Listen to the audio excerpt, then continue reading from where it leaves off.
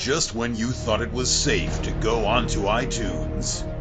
This is Next Level Guy, the only website that makes self-development as fun as going to the movies. It's time to take the red pill and escape the Matrix.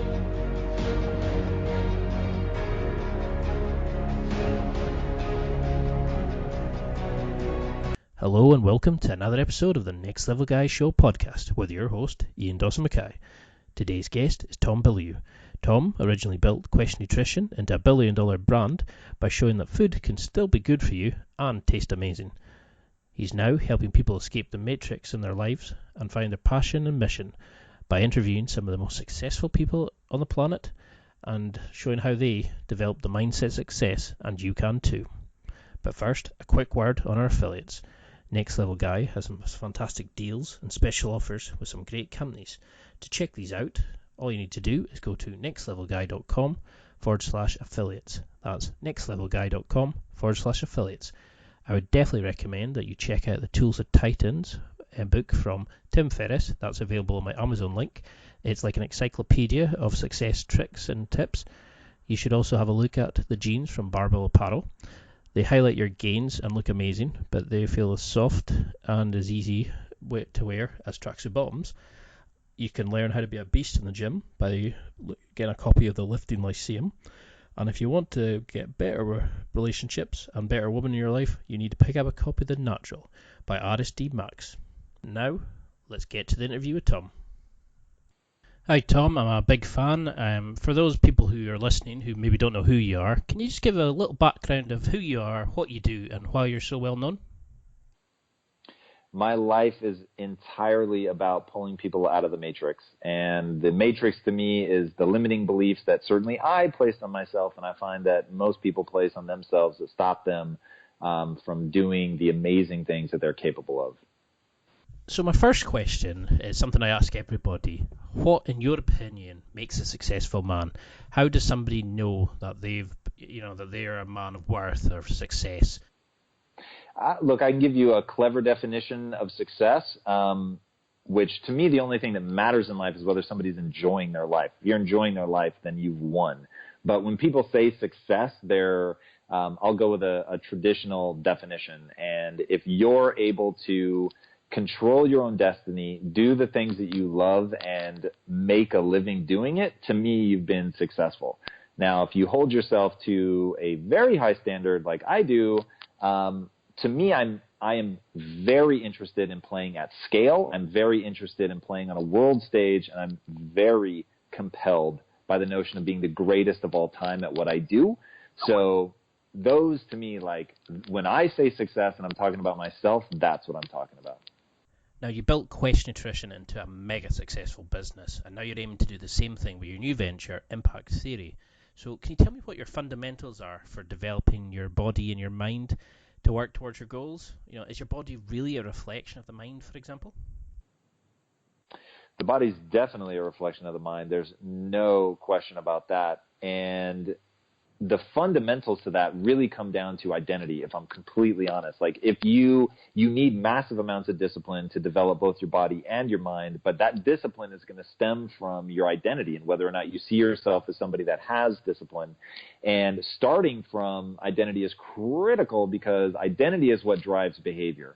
So if you don't start there, you're sort of trying to tack on behaviors and things that aren't necessarily going to stick. So for instance, if you're going to start New Year's resolutions, rather than say, I'm going to do this behavior, focus on being that kind of person. So, for instance, if you wanted to start working out, you need to change your identity around, like, I'll give you how I do it. For me, I am somebody that's willing to suffer to achieve their goals. And one of my goals is longevity. One of my goals is functional strength. Another one of my goals is aesthetics, looking good. So if I want to live forever, which I do, and if I want to feel good while I'm living forever, and if I'm willing to suffer to meet my goals, then I should be willing to go to the gym every day, which I know is good in terms of longevity. I know is good in terms of feeling good and staying in top shape.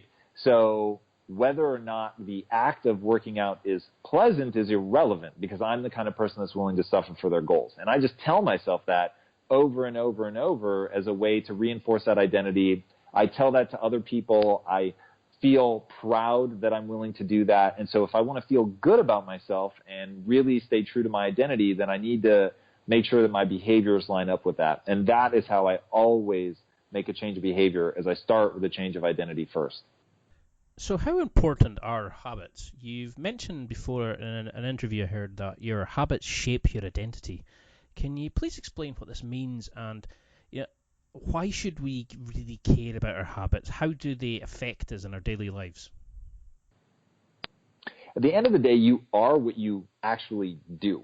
So if you're trying to tell yourself and other people, hey, I'm the type of person that's willing to suffer for my goals, but you never actually suffer for your goals, and every time that you have the opportunity, you take the easy road out, you're going to know that that's fake. And so your identity then becomes the person who is lying to themselves and others. Like, you won't be blind to that fact. And whether you ever vocalize it outwardly or not is irrelevant to the identity that you hold internally. So the things that you do every day, the habits that you have, really will become who you are and who you perceive yourself to be. And if you want to be proud of yourself, you want to feel good about who you are, you want to have amazing self-esteem, then the things that you do for your habit loops become incredibly important. And then if you have any value towards success, however you define it, your success is going to be predicated on those things that you're doing every day, and whether the things that you do are actually moving you towards your goals or not. So I love that outlook. So what do you think are the habits or the skills, in a skill toolbox, for example, that every guy should have? What kind of things do you think the modern day guy listening to this is maybe missing in their daily lives? Well, the most important thing that I do is read. So I read all the time. My obsession is with skill acquisition. And what I really want people to understand is between who you are today and who you're going to need to become in order to execute on whatever you want to execute is a skill set gap. And your job is to cross that gap. And the only way that you're going to do it is by acquiring the necessary skills. And for people to understand, the following is insanely critical. Your skill set has already taken you as far as it's going to take you. So where you are right now today is as far as your current skills are going to take you. So if you want to go farther, then you're going to have to acquire new skills. And that is just incredibly, incredibly important. And if I were to pin my success on one thing, it is my obsession with improvement. Okay. So do you think that's the main problem facing today's guys, that, have we gotten so used to taking the easy road out and getting everything spoon-fed to us that we've forgotten how to, to fight for what we want, and we just would rather just sit by the wayside and not take something on if it's a challenge?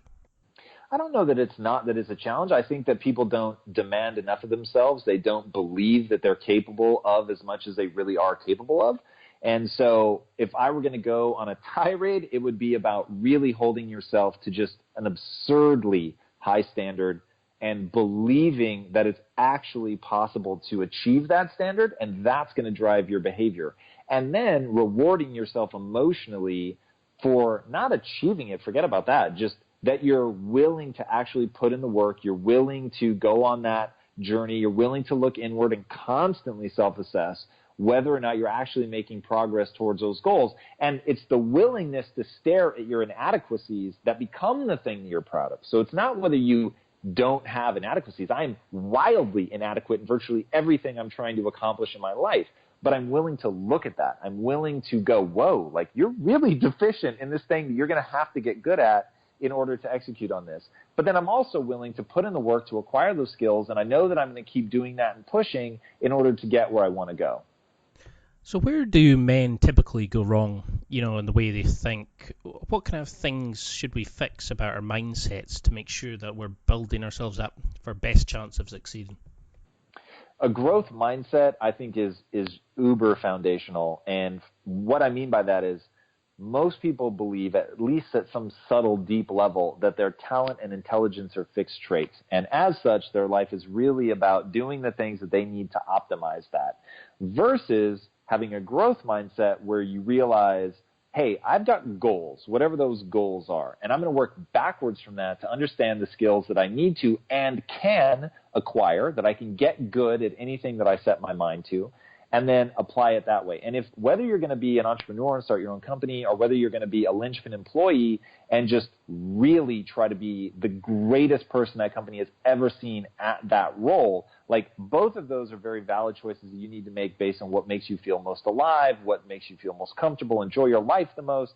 Like those are all the things that, you know, have to be decided on an individual basis. But regardless of which of those things you're going to do, that you do it completely. And I think because people have a fixed mindset, because they feel that some things are out of their control, you know, the boss is bad or evil and, you know, is taking advantage of me, and therefore they show up to take advantage back, and not realizing that, look, if you think that your company is taking advantage of you, leave or change the company, but don't stay and bitch. Like that's such a pointless existence.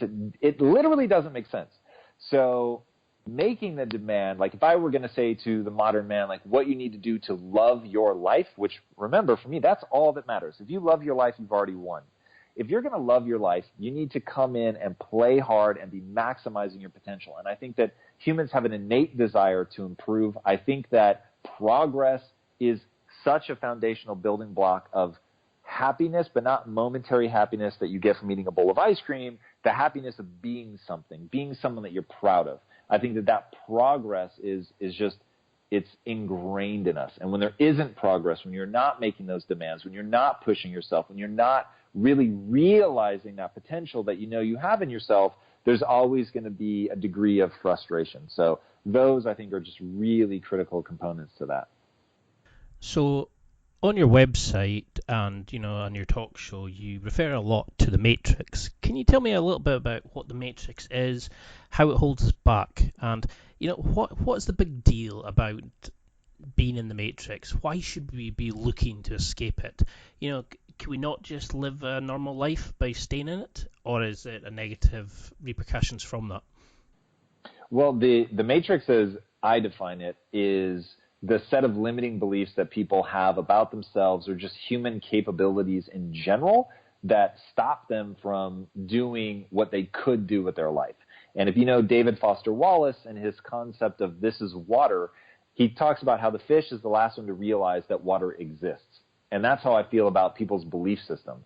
They don't even realize that they have a belief system. They don't realize that their life is predicated on this ideology that they were handed as a kid, that society has reinforced, that, you know, bad or traumatic experiences have continued to contribute to, and that they have this worldview, which, and I even put myself in this camp, like even I know that my worldview is only going to continue to expand, that the things that I believe are possible will just get bigger and bigger as time goes by, because I'm constantly like looking at that and checking myself against the things that hold me back and stop me from really trying to realize grand potential. And the idea that I use now is, if you don't believe that you could go and terraform Mars, you're just not thinking big enough. So when you look at Elon Musk, he actually believes he can do that. And he works backwards from that goal and says, okay, well, there's no rockets that exist that can take us to Mars. So I'm going to need to learn rocket science and actually figure out how to build rockets. I mean, this is crazy, right? Like that's the kind of thinking that I'm talking about. And that's what happens when you escape the Matrix. When you no longer think that's absurd, that's when you begin to really be limitless in your thinking, and then really begin to explore what you're actually capable of. And I think that most people never get anywhere near what they're capable of because they have a mindset that limits them. So for somebody listening just now who's thinking, okay, I need to reshape my mind, how can I be more like Tom? How would you go about breaking it down for somebody? You know, what tips would you give them? Well, first, let me just say it's very generous of you to say that people should be aiming to be more like me. I would say that at the end of the day, it's just really understanding that the human mind is limitless. And even if that's a lie, that's an empowering lie. And so I believe that people should do and believe that which moves them towards their goal. So I don't overvalue the truth. I overvalue what's effective. So shaping your mind in a way that is going to allow you to not be confined to who you are today, but rather focus entirely on what is a human animal capable of. And I believe that we've become the apex predator because we have, of every species on the face of the planet, we're able to adapt the most rapidly and to the most varying degree of circumstances. And because of that, we're able to do just absolutely astonishing things. So training your mind in order to shuck off all of those things that make you think that you're capable of less than you are is really the take-home. Now, that's sort of up in the clouds. Now let's get really tactical. I think that people should always be reading. I think that you should have very concrete goals, like hyper-specific concrete goals. Not, I want to be rich. If that's a thing for you, then say, like, this is exactly how I want to get rich. My business is going to be X, Y, Z. The mission of my business is going to be this. So I'll give it to you in the context of Impact Theory, which is my new company. My goal up in the clouds is to be, I want to pull people out of the matrix. Okay, that's great, but that's, somewhat nebulous. How am I actually going to do that? Well, I'm going to need to get people to change their water, right? Their belief system. How do human beings change their belief system? I'm trying to make it more and more concrete, right? So how do human beings change their belief system? Well, I've looked at the research. The way that humans assimilate truly disruptive information, if you look at just the state of brain science and what that's all telling us, is narrative is the way that humans, in particular, happen to create their sense of identity, create their belief system, their ideology, all of that. So, okay, well, if I know that the way that humans assimilate truly disruptive information, which is what I need them to do to have a totally new belief system, is through narrative, then I know that if I'm going to pull people out of the matrix, I need to be playing in the realm of narrative. Okay, what are the dominant forms of narrative right now? They are books, comic books, TV shows, movies, and video games. If that's true, who's done that better than anybody else? The answer, I think, is unequivocally Disney. Okay, well, then I need to understand Disney. And so I'm reading books about Disney. I'm looking at Disney's track record, how they came about, what are the things that make Disney Disney. And in looking at that, I realized that there's something that Disney does that it's been staring people in the face since the 1930s, and nobody has replicated. And that's that every single piece of content that they put out feeds into brand ideology. If I tell you that I'm going to go see a Warner Brothers movie, or I say I'm going to go see a Sony movie or a Paramount movie, you don't know anything about it. Could be uplifting, could be depressing, could be a horror film, could be satire. You literally know nothing. But if I say I'm going to go see a Disney movie, you already know something about it. And that's because every piece of content feeds into that brand ideology, which allows them to employ what's called a total merchandising strategy, which is because every piece of content that they put out resonates at the same emotional level. If I give you anything and say, this bedsheet is Disney, this cup is Disney, this tree ornament is Disney, like all of it feels good. And it has this very similar emotional feeling to it. And because of that, Disney is now able to make just an absolutely absurd amount of money off of merchandising, theme parks, like things that no other business is able to monetize at the level they are, because everything that they put out is totally disjointed. So it only becomes about that property, right? Warner Brothers can sell you Harry Potter stuff. It can sell you Batman stuff, but nobody feels like those belong together. So they don't, even though they're the same company, they don't talk in the same way to people. So they're constantly having to reinvent themselves. So Impact Theory, even though our mission is to pull people out of the matrix, as you work backwards through that hyper-concrete path that I just walked you through, we realize that we're a merchandising company. So once you have that hyper-specificity of what should I be doing on a daily basis, what are the areas of expertise that I need to have, you will know how to execute against those goals. You'll know the things you should be reading. You'll know the path that you should be walking. You'll be able to assess whether you're making progress or not. That, to me, is how people should be living their lives. So you always read about these highly successful people, that they've got rituals and routines and they do things every day. Can you give us an example of what's in your typical day, if you have such a thing? Are you a fan of rituals and meditation and the like? Or do you just deal with things as they come in? Can you break them down? Like, why should we care about rituals? Because, somebody's ritual might be that they come in from work and they immediately watch TV and, then they go off to bed and they've built that into a ritual. So how can we make sure that the rituals we're creating are the right rituals for us?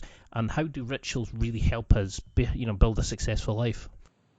Yeah, definitely. So first of all, I think that to your earlier point about routine and ritual, those things are critical. And if anybody looks at their life right now, they're going to see that they have routines and rituals that were unintentional. So I'll just use the example that you gave. You go to work, you come home, you watch TV, you go to sleep, rinse and repeat. Now, if you can accept that that's your life ritual, that's the routine that you have in place, now ask yourself, where's that taking you? Because I bet if we look into most people's lives, there's other elements to that ritual, which is go to work, hate it, bitch to your coworkers about what a shitty place you work at, come home, watch mindless TV so that you can decompress and not think about anything stressful. So it's really just pure entertainment. And then you go to bed at some random time that probably has more to do with what you went through during that day than it actually does like fatigue or strategy. And you're left with a routine where you're living by what I'll call accident. And it's the chaos theory all over. Your routine is controlled by the things that you bounce into, meaning a stressful day at work. So you come home and, there's a video game that you want to play or something because it takes your mind off of it. So you play that video game and then you get caught up in the video game and you play later than you thought, or you go on Reddit and it's, mind candy. And so you're on there for longer than you expected. And now, oh man, like it's, 1 o'clock in the morning and I have my alarm goes off at 7 and that it goes off at 7 because that's how long I need to get up and shower and get ready. Like, that's where most people live. And because the moment, like any one moment is so emotionally real that nobody ever stops to think, hey, I'm going to ignore that emotion. I'm going to ignore that stressful thing that happened today because it doesn't serve me in terms of getting to my goals. So what I tell people they need to do is they need to create highly intentional routines and habits that are based entirely around one thing and one thing only, getting to their goal. Now the next question is, what should my goal be? Oh, I'm told it should be my passion. Awesome, I totally agree with that.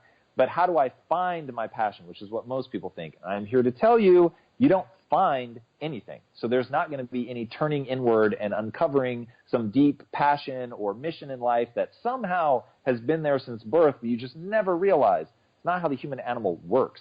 You're going to turn inward. You're going to see little flickers of interest.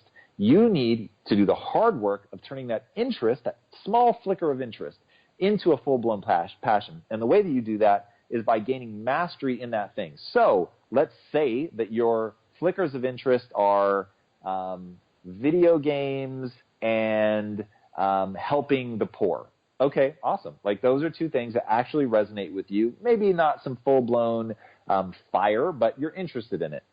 Fantastic. Now go get good at those two things. And in those things, find out which one of them you have a real deep passion for. So you start playing video games, but you think, okay, I'm going to set a goal now. My goal is to become a competitive video game player that makes all their money off of video games. So look at who's done that well. Let's look at some streamers or people that make all their money off of winning prizes. That's already going to tell you what games you need to play, who's making money off streaming, what games have big purses. So you're probably going to end up playing League of Legends, which is the biggest video game worldwide. It has the most streamers that are making the most money, the biggest prizes, all that stuff. So you start playing that, and you set yourself a breakdown of how many hours a day you're going to play. And 2 or 3 weeks into that, you realize, wow, this really sucks. And I don't enjoy, like once this became my sort of second job, I don't like it anymore. Okay, in the process of gaining mastery, you realize that interest is not going to develop into a passion. Fantastic. Now move on to the next thing. I really like helping people. And first you go and you start ladling at a soup kitchen and you realize, man, this actually does make me feel good, but like I can tell that because anyone can do it, it's not really bringing the full weight of my passion out. But there's something here to it. So what I want to do is leverage a skill that I already have and help people get good at that. So let's say that you're good at explaining things to people. You're good at helping them see insights. And so you go donate your time at a job center and you help people get better at interviewing for jobs, and you realize, whoa, like as I get better at communicating to this and I see people going out into the world and they're getting jobs, like I am loving this. And now I want to be better. And I don't just want to be a social worker. Like I want to find a way. You see what I mean? Like I could keep going with this all day, but it's like as you get into that process of gaining mastery and getting good at helping people, you realize, whoa, this actually could be a full-blown passion. Now you know what to set your goal on. You can be really specific. Where do you want that to lead you? Then you know what hyper-specific skill set you need to have. Now you can create a routine that's based around that. So I'll give you my routine, right? I want to pull people out of the matrix. I already walked you through what I identified as that thing that I have to become great at, which is running a studio. So what does my day look like? First of all, I go to bed at 9 p.m. like it's a religion. The reason that I do that is because I don't want to set an alarm.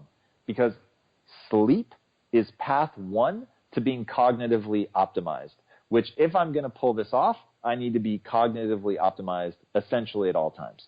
So I go to bed at 9 so that I can sleep as long as I need and wake up early enough to get everything done that I need to do. I sleep as long as I need to. My average is like 5 to 6 hours. And that's just my average. It's going to be different for everybody. If I needed 9, I would get 9. But I wake up when I wake up. I immediately go straight to the gym. I give myself 10 minutes to get out of bed, and then I'm into the gym. I do my workout, which I hate doing, but for the reasons that I talked about earlier, like that's very important. It also has to do with cognitive optimization. There's enough studies out there to show that this is just real. And if you're not working out, if you're not optimizing your body, you are not optimizing your mind.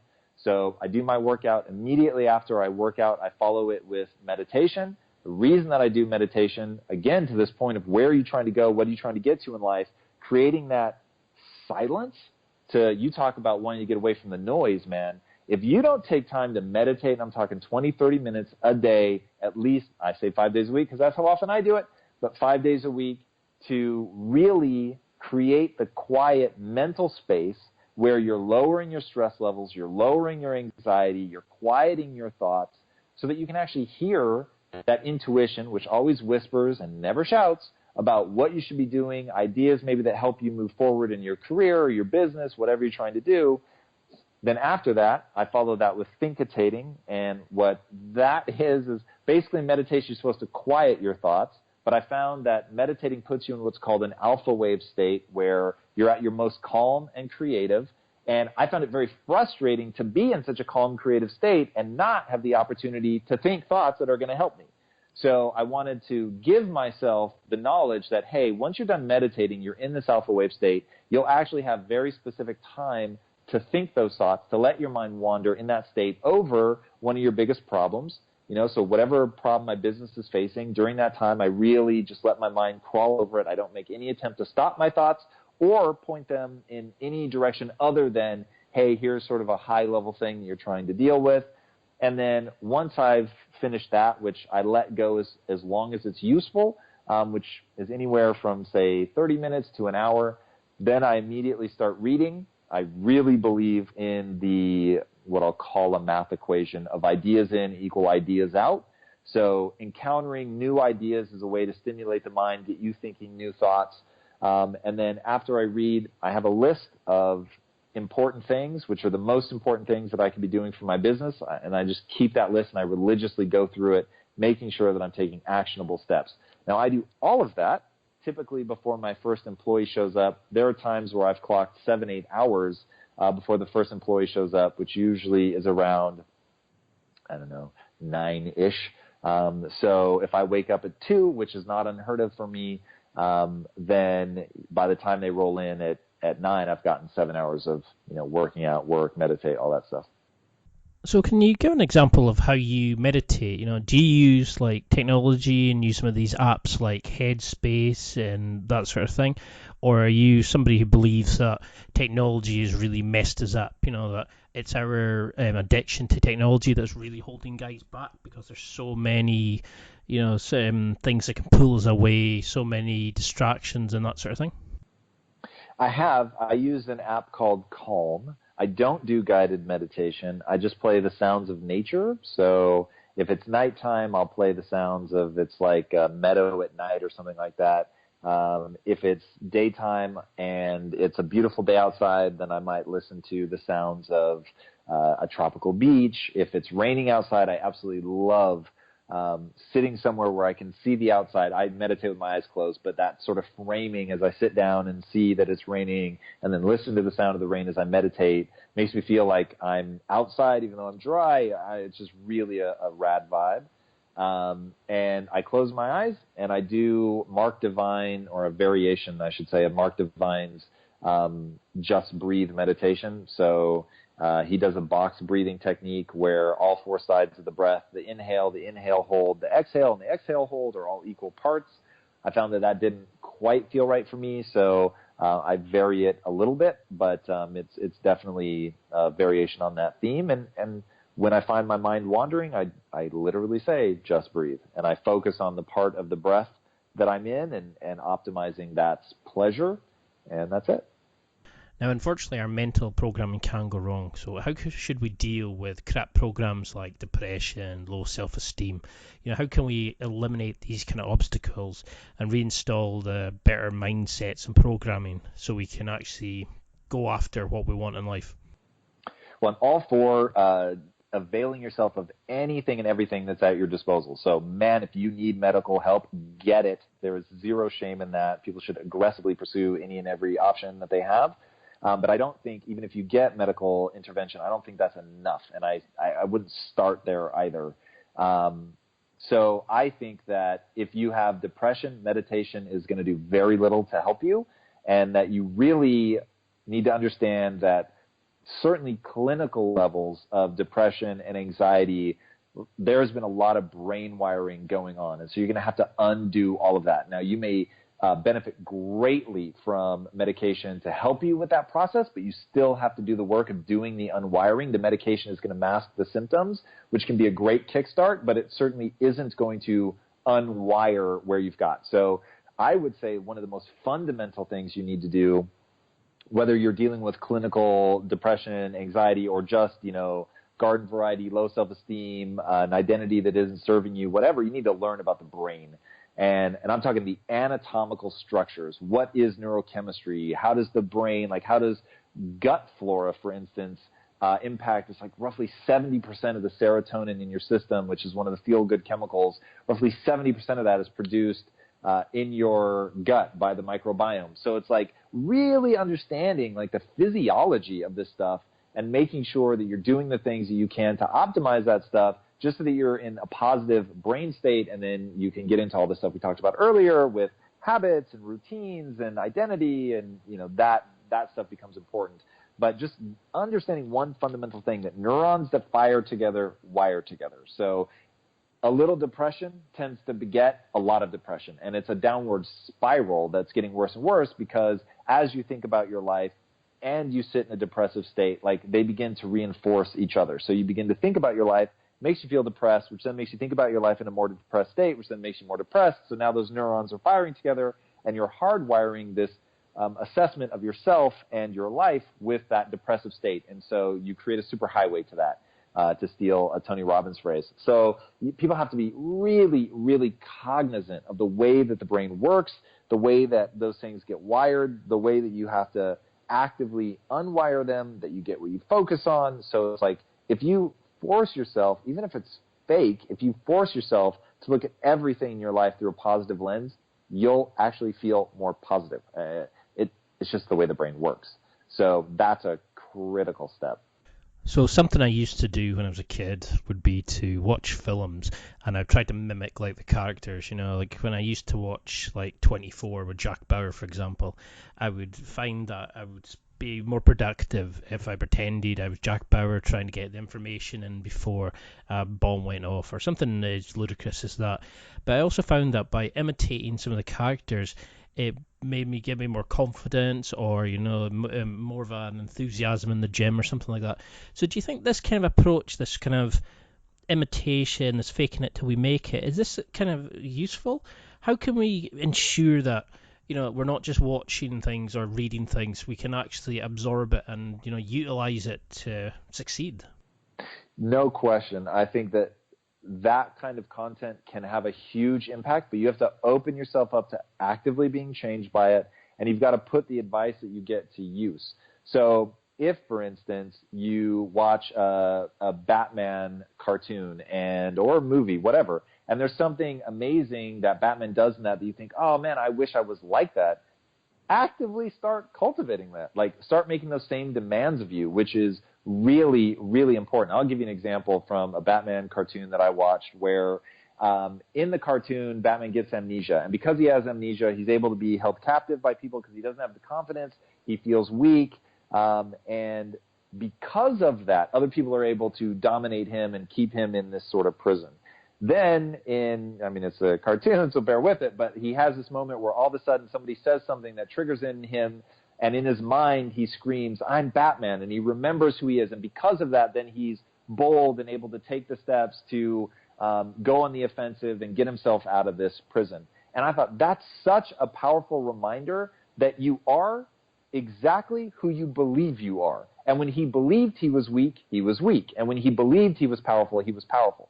But you then have to go do things to build that identity of being powerful. It's not enough to look at the cartoon and go, wow, Batman's so cool and I want to be like that. You've got to go out and then cultivate that in your life, make those demands of yourself in your life to realize that confidence has a real-world corollary, that it will make people perceive you differently, that you have to do things to be confident, that your identity has to be, around that. Or if you're watching a podcast and real people and they give you something and they say, hey, you should try X, Y, Z, you need to actually go out and try it.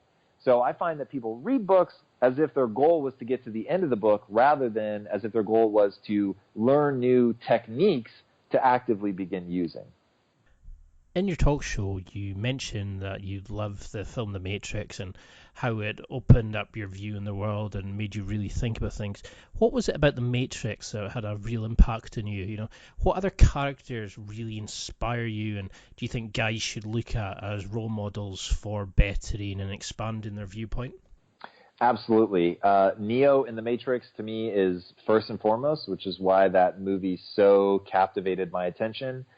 Somebody who goes on the journey from not believing that they're the one to realizing that they actually can be, but there's certain things that they're going to have to do, and that he isn't the one as long as he believes he's not, and then he becomes the one simply by believing that he is and going through the motions. But that movie is really about belief, and that's why, man, I just cannot recommend that enough. I think Iron Man's incredible, somebody that really leverages their skill set to build something amazing, and then somebody who achieves like all the worldly success in the world, but for them that's not enough, and they want to really have impact and do something tremendous and meaningful for people. I love that. Batman's another great one. No superpowers, but forces himself to learn and train and get great and become amazing. And I love the way that they talk about the realities of having a dark side, and do you give in to that, or do you have a code that you live by? I mean, those three are powerful driving forces in my own life. And then beyond that, I would say diving into nonfiction is also incredibly powerful. I was rocked to my core by the biography of Teddy Roosevelt, had the same sense reading the biography of Disney by Neil Gabler, a similar reading about, I think it was Walter Isaacson that wrote the one on man, I'm blanking. He's on Benjamin Franklin.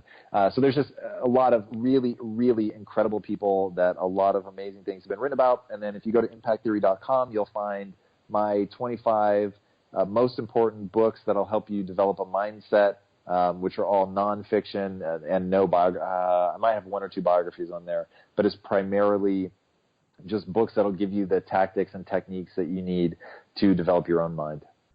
And on your show, Impact Theory, you've interviewed some amazing people. Is there anyone there that stands out as a prime example of somebody that somebody listening should aspire to be like? Is there anybody that kind of blew you away, that really surprised you? Most definitely. And the person that most readily comes to mind is David Goggins. And that guy is just unbelievable. You want to talk about somebody that seems like a real-life superhero to me. That guy is just...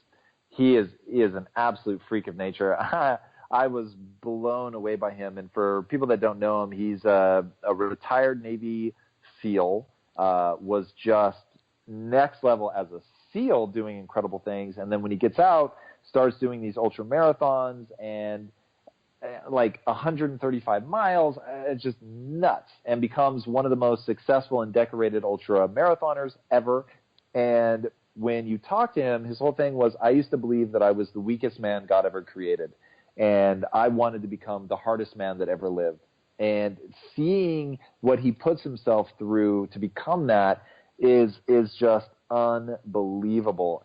Yeah, he rocked me to my core and has given me a lot of juice with which to approach my own life. So you've interviewed some amazing people, some top name people, but how do you prep for an interview? How do you make sure that your interviews are different, that, they can help change people's lives? And can these skills that you learn by interviewing, etc., can they be transferable? Can you use them in other contexts in your life? Could you use them to develop your social skills to become a better friend, for example? Wow. So those are, I think, very different skill sets. So I'll take the two extremes. Being a great interviewer and being a great friend are not necessarily going to benefit from the same skill set.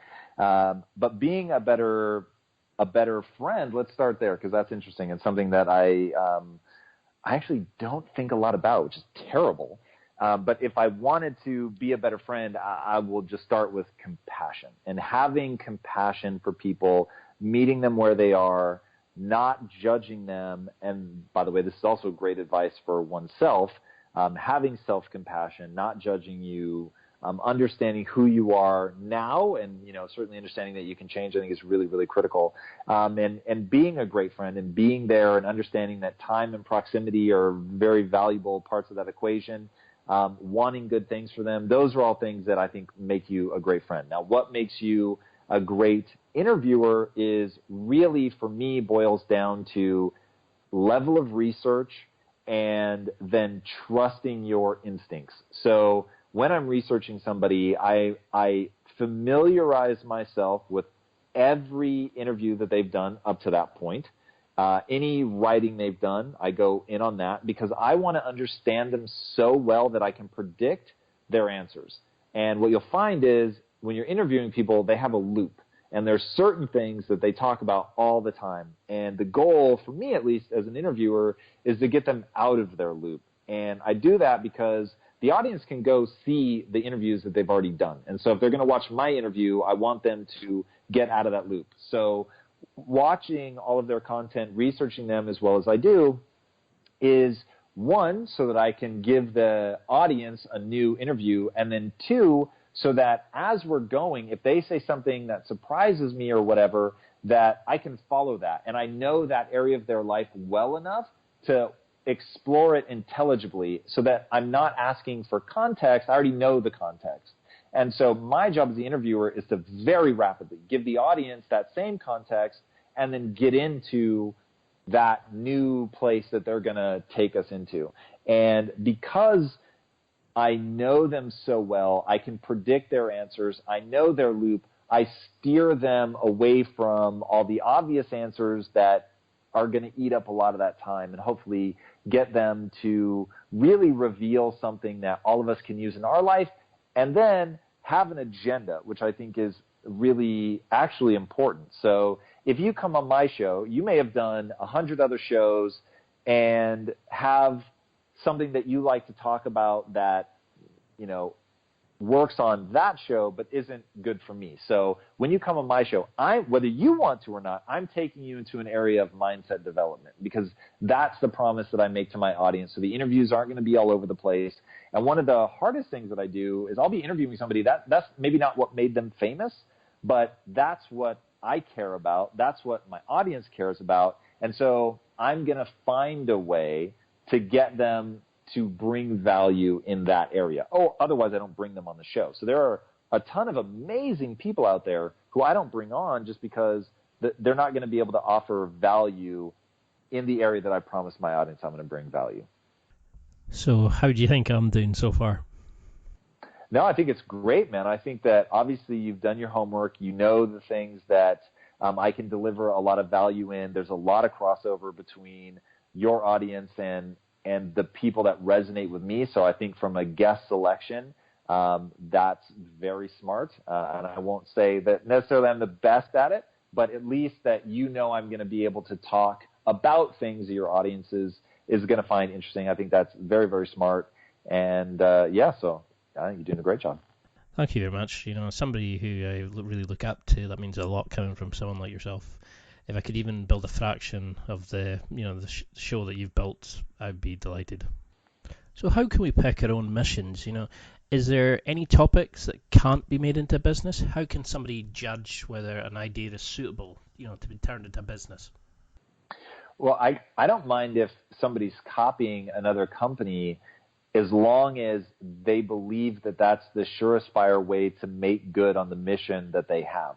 And the mission should be something that hasn't already been done, so that it's actually, a hole in the world, if you will, of something that actually needs to be addressed. And then making sure that it's something that's real to you. And this is where don't judge yourself.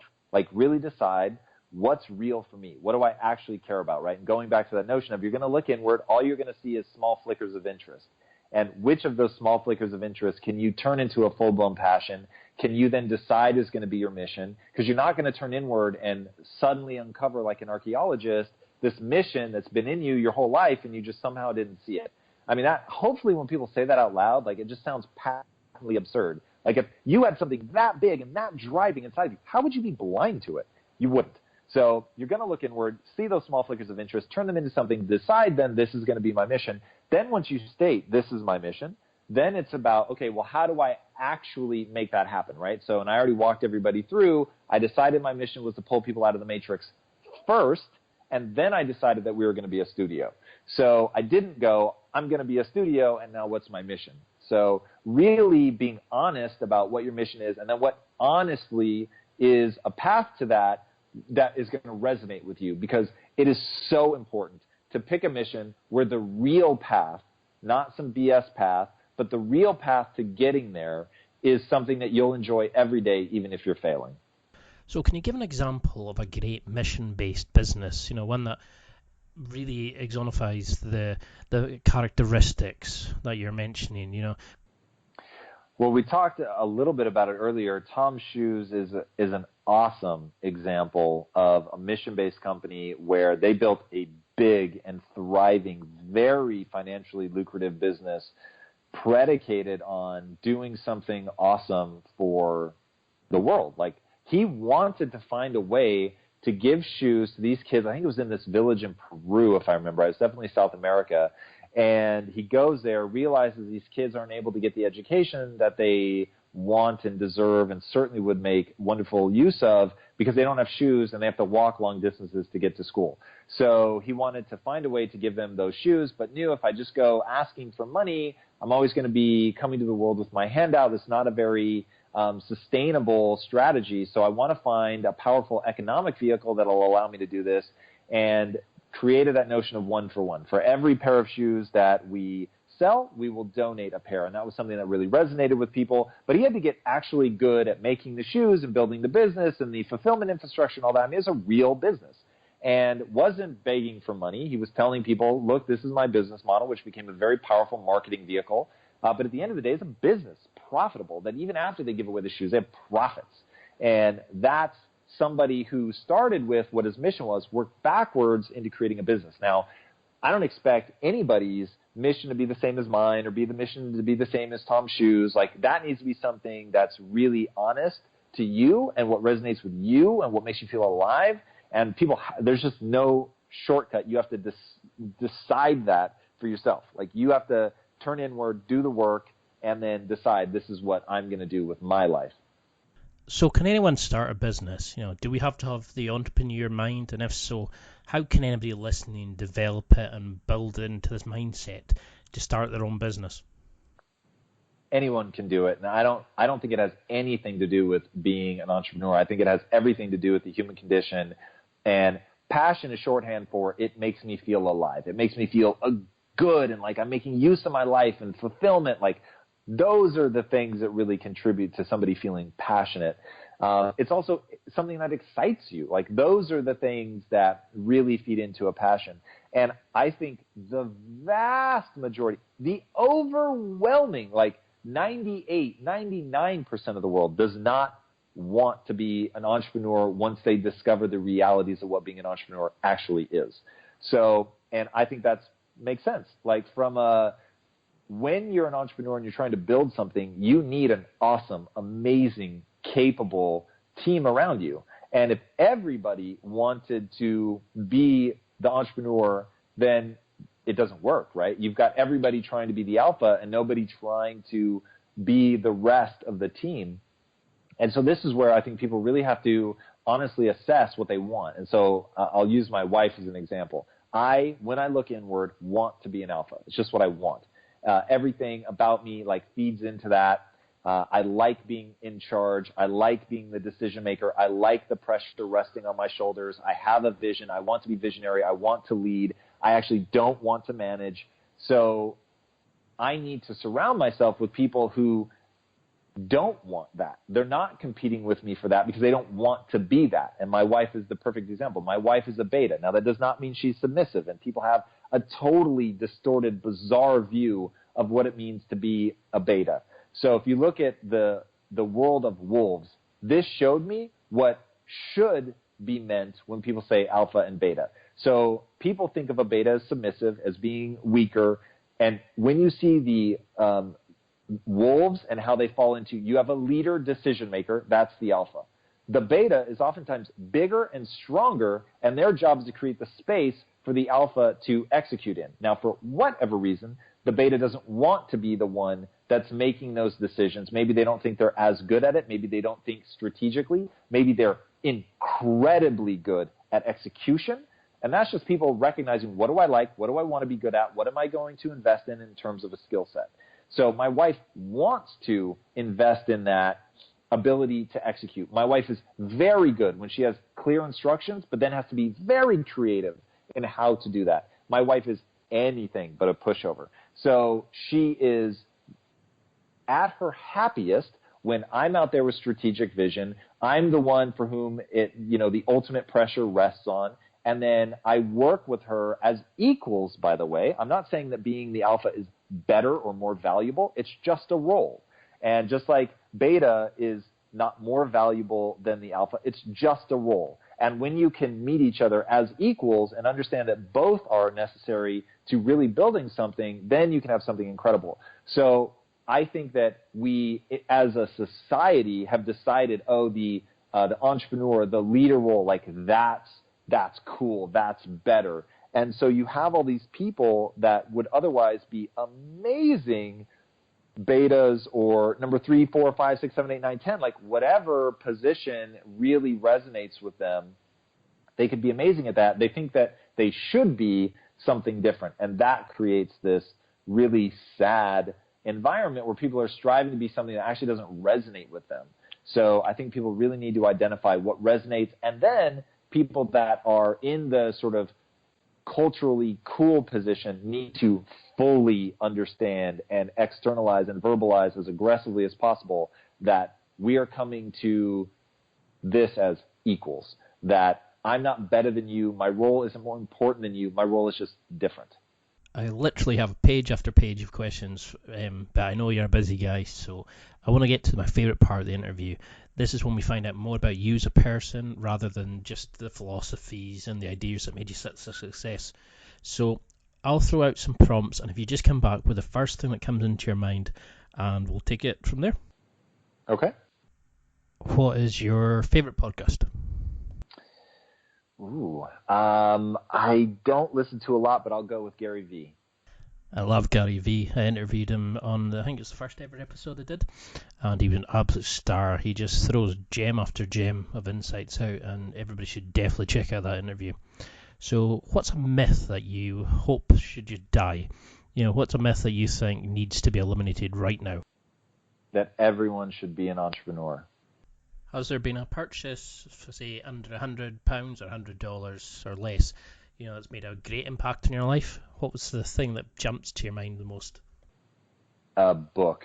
You literally can just take the most recent book that I bought, which as of right now is Revolution for Dummies by Bassem Youssef. How do you think marriage has changed you as a person? Wow. It's made me a way better team player. So who do you look up to as a role model in your life? My wife. Are there any particular interview questions that you really hate? Oh, man, I guess anything that I judge an interview by whether it was valuable to that person's audience.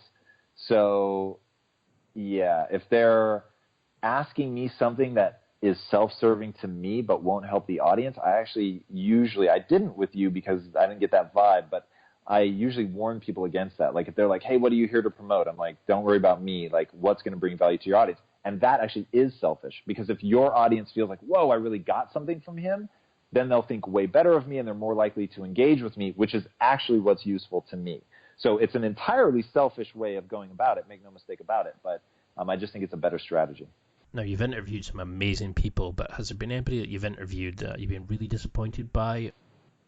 There have been people that I've outright hated, and I will never mention them because I'm so grateful that they were willing to come on the show that it would be, in my worldview, disgusting to rat them out when they, even if they were being, self-promoting, that they came on my show, especially when I was really just getting started. But make no mistake, there were people that came on the show, I wanted to bite their eyes out because I thought they were super arrogant or they were just douchey off camera. I mean, whatever. But, yeah, I'd never say. Yeah, I don't think you tell me. But you have to take the good with the bad, because the bad especially are the people that make you who you are. You learn from it. You become a better interviewer from it. You learn what you look for in a potential guest, and it does help you. And I've had a few, and I'll never admit to them either. So if we flip it around, who would you say is the people that have blown you away, that you've been really surprised by the level of quality that they've provided? Well, there have been people that have become like lifelong friends.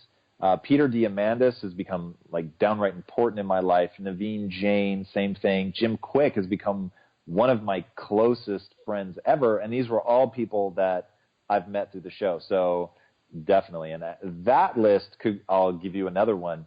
Faraz Zahabi, that guy, just unbelievable. Like, I consider it one of my moral obligations to make him more famous because I think the world needs his mind. So I'm sure you've built up another massive fan base from this interview alone, but which interviews would you recommend somebody listening to this to check out right now, just to get that kind of intro into the joy that is Impact Theory?